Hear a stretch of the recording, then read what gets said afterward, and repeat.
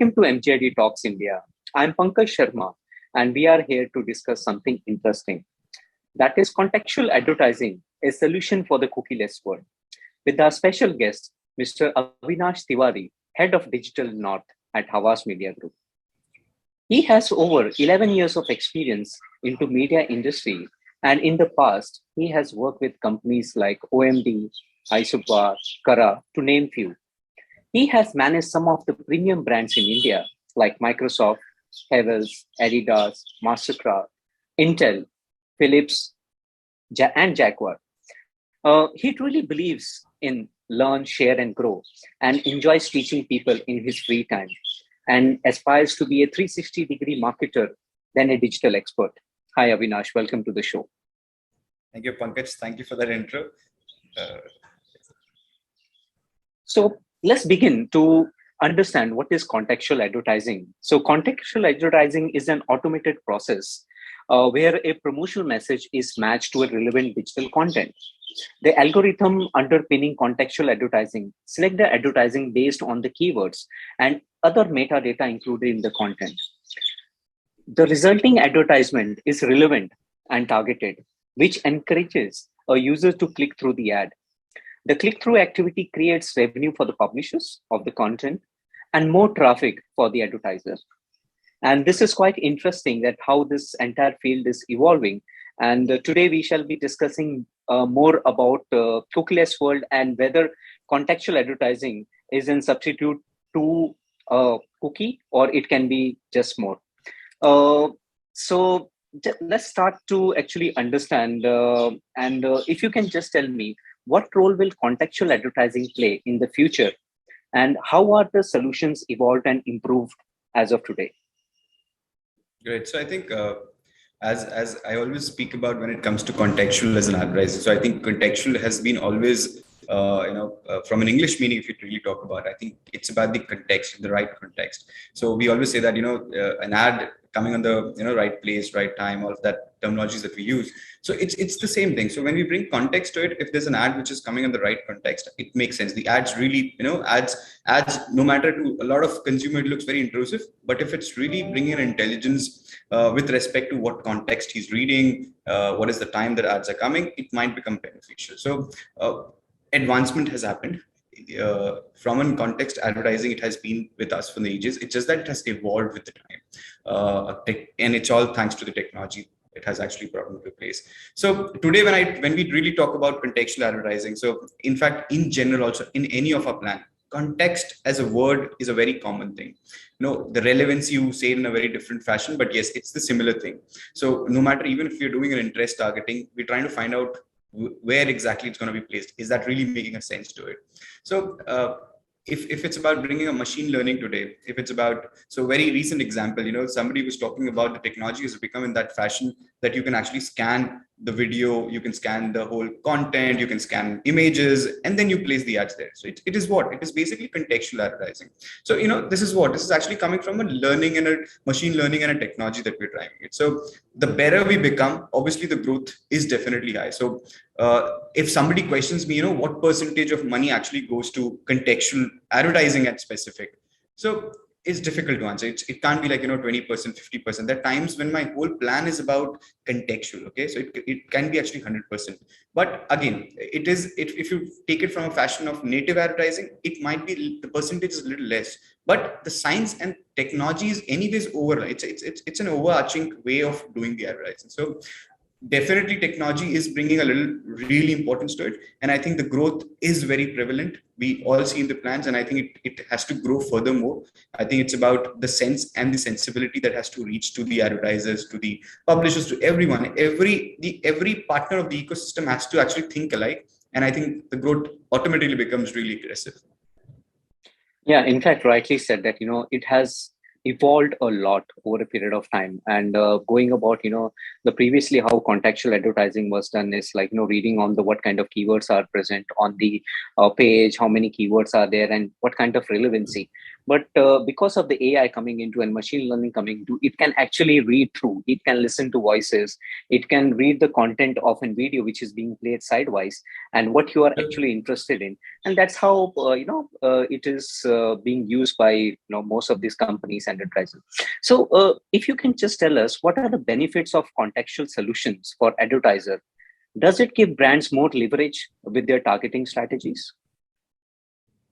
100%. So I think that's the benefit you get, the precise targeting. So, another fact that I, really talk about is, and at times I use numbers and percentage also. So when we talk really data in India, uh, no matter we say that, I'm 95% correct, but I really doubt that. The reason being is, how can you be? It's very, it's very behavioral. It's nothing is like, nobody knows that if Avinash Tiwary is there, his interest might be sports, but nobody can actually, pull up even Google from Facebook, for example. Anyways, they're all going through the privacy concerns of the part, but data is a problem, right? At least in India, it's definitely a problem. So, what could be the other way? One is obviously we're playing a lot on data. We've been talking, saying that data is the new oil, all of that. It's true, it's a fact, but that's one way.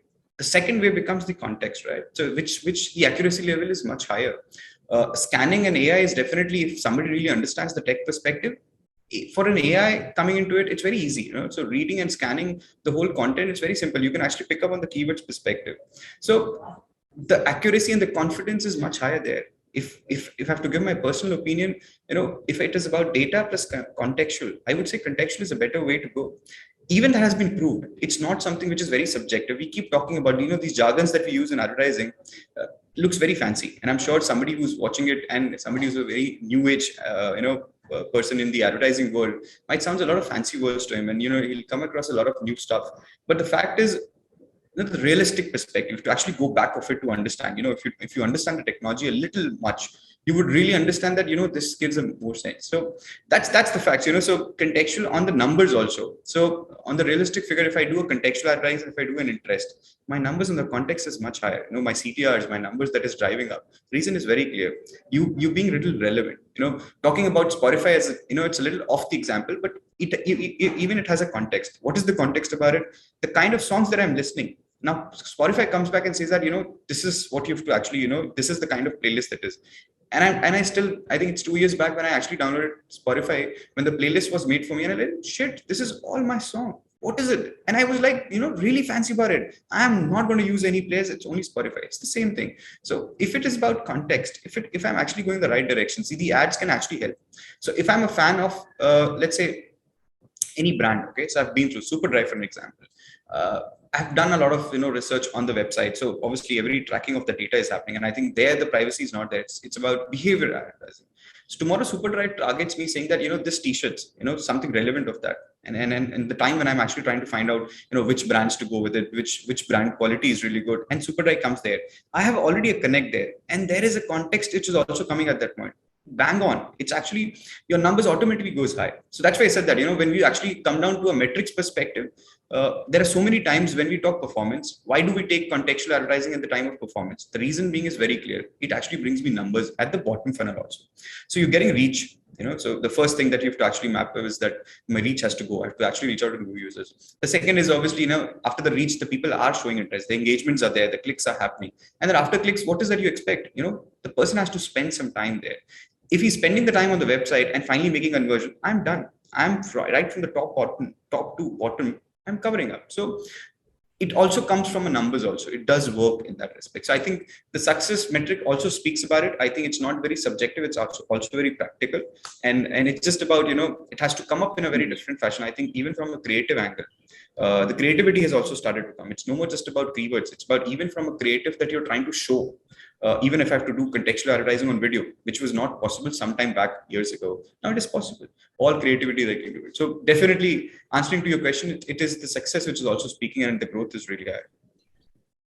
Now, since you talked about Spotify and the way the customization was done, so how have machine learning technology advanced contextual approaches? Like this is one of the approach which we heard about, Spotify giving you customized playlists.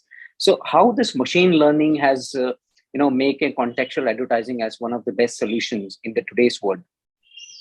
So, okay, so what exactly is machine learning? So to go back a little, before, so I think uh, if I talk about my college in the school days, so when you used to actually understand, okay, so there is a programming language that you have to learn. Why? Because it is important. We have to pass my computer science exams. And if I'm good at programming, I'm going to become a good developer. Okay, so then we started to learn, okay, so this is programming. So then we had a very clear division. What are the types of programming language? So I used to learn what is machine learning? And like, is that a machine who's doing some learning and all that? So if you really understand, it's nothing. It's actually data. So it's about crunching the data, right? We do it day and right. So if I talk about even our media plans, the only difference is it's a human learning. The machine is not doing it. So there is a limitation that a human has it, obviously, as compared to machine. But the fact is, with human, machine also can't do a better job. What is that you're feeding into it is very important. So even on my media plans, there is a human intervention. So you're putting all of that data and all that, and then you're bringing a machine data to bring it, and then it's actually a request and response. So you put data, you get data, and data gets into informations. So machine learning is nothing but too much of data. So if I remember 4 years back, I think big data got really famous. Like people kept on talking about big data, big data. What the hell is big data? Now then cloud came into picture. And I'm like, what is this cloud? Is that like the data is put in the cloud? So and I remember somebody actually answered that also. And I should not put like not in the practical world of our life, but somebody actually answered, and I think it was an Instagram, or maybe it could be a joke or something. But somebody said that cloud. Okay, so it's basically it's somewhere actually in the cloud. So how machine learning is, coming back to the context of the question. So it is too much of data converting into information, and it is all done by a machine. So it becomes easy, bytes of data in seconds that happens. And advertising is actually on seconds. It can't be like, the machine is taking too much of time. And then if a human has to do this, the interpretation might take a day to get that. Even days are very less time. Machine can do it in seconds. So that machine, with respect to combustive data, converting into a very informative fashion, and finally deciding on this ad is the perfect blend at this point, helps it. So that's basically, that machine perspective is really coming on that angle and helping us to make sure that the accuracy is reaching to almost 100%. Yeah, definitely. So, with all this kind of data which comes from the machine learning, and that data is available, actually helps in customization of ads, or showing the relevant ads, and ensuring that even the CTRs or even the conversions are really high. So as you rightly pointed out, like, human doing the same thing, it might take 1 day, 2 day, or 3 day, but machine Sure. does it like in quick succession, not even a second. It's less than a millisecond. That is how, yeah, nanosecond. So since we talk about data, so without relying on third-party data, how can brands ensure to achieve effective advertising campaigns? Well, that's a very, I think very common discussion after, I think, sometime back when cookie things started to happen. So, data became that whatever the data that the brands have actually collected, it's all going to, go off. They're not going to help up. So again, so I think the fact is, data is never going to go off, right? So it's always come on a very different options, right? So when on that app, when things came up, when there was no cookie perspective, but it's it worked out, right? Because then there's a unique ID started, IDFA started to come, your phone IDs, all of that started to come. So there's always an option. It's just that the data is never going off our system. It's just that the way it has to change. It might be and again, thanks to the technology, they'll always come up. They'll always, technology can be used in a better form or in a bad form also. Here, it's a little step, and I think I really relate back to the time when actually Google stopped Flash. Right? So I still remember when you used to open the website, the ad or the rich media never used to come up. Reason being, the Flash does not support. So it happened because it took time. Then HTML5 came in that existence. It took almost of 6 months and a year, if I remember, and everything got, the people in the market, the demand of Flash went down, and actually HTML5 came up. It's the same thing. So today, if the data form will change, the technology, the tools will come in the place which will make that data into the fashion which works for us. So I think now, given that another 2 years for a cookieless environment, people have started, there are companies who have started to come in that manner. There are so many, not just outside India, even India, there's so many companies who are focusing on that perspective, that we should not feel that loss of it.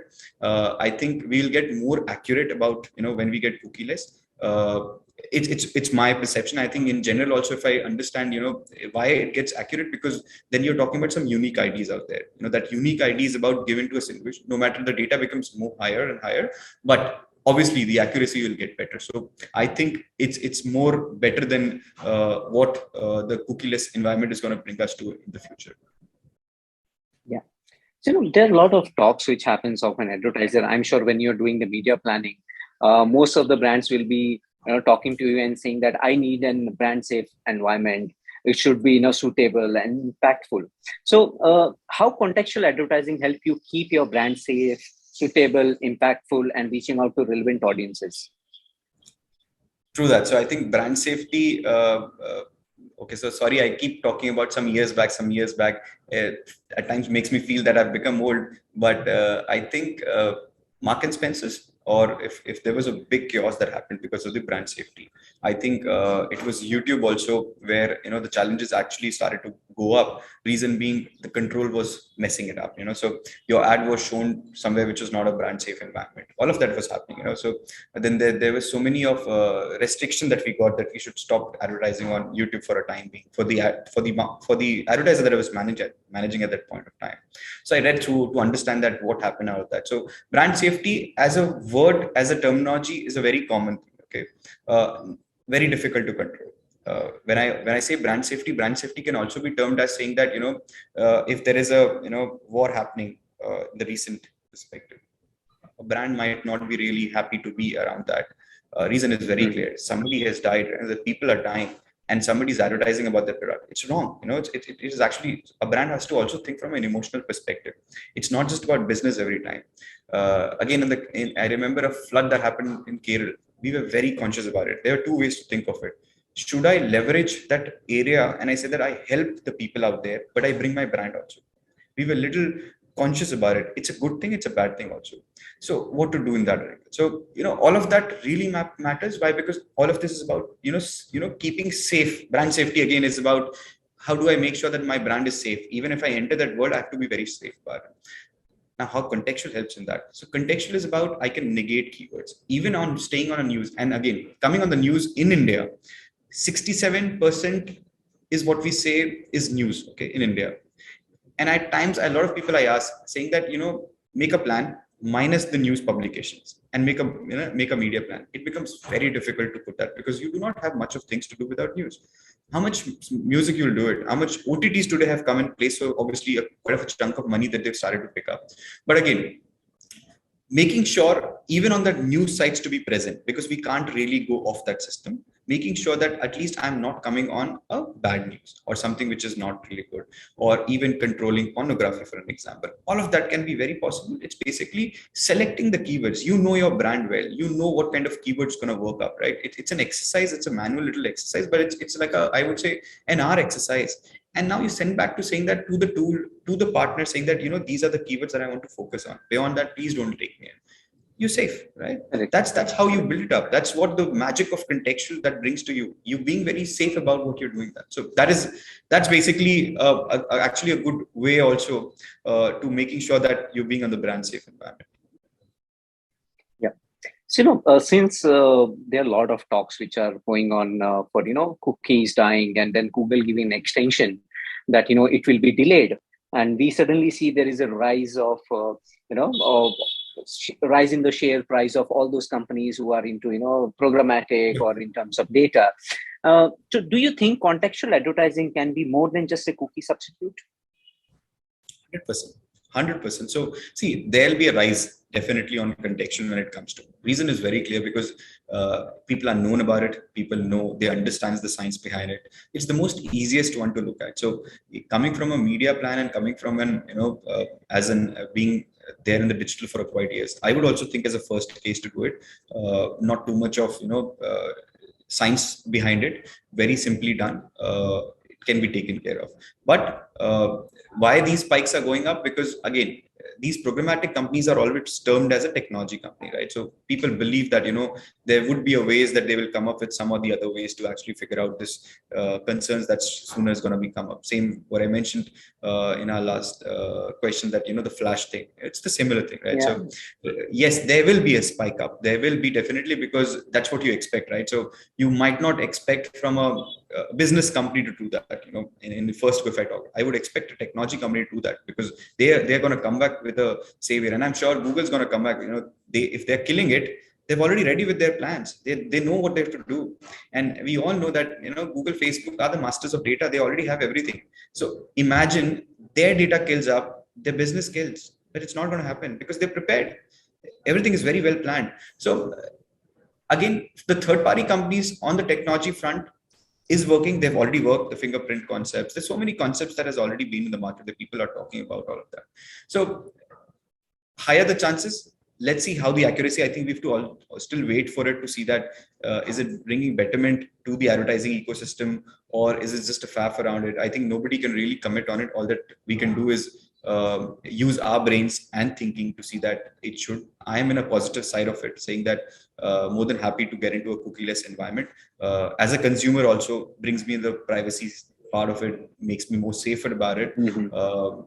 So let's see. Let's hope for the things to come up when the world gets cookieless. I think when we dealt with the HTML5, which was really, I tell you, I think when I started my career, I was very much inclined towards Flash 5. I started to read. I started to understand how this coding of Flash 5 happens. And when it went out, I was like, okay, Flash is gone.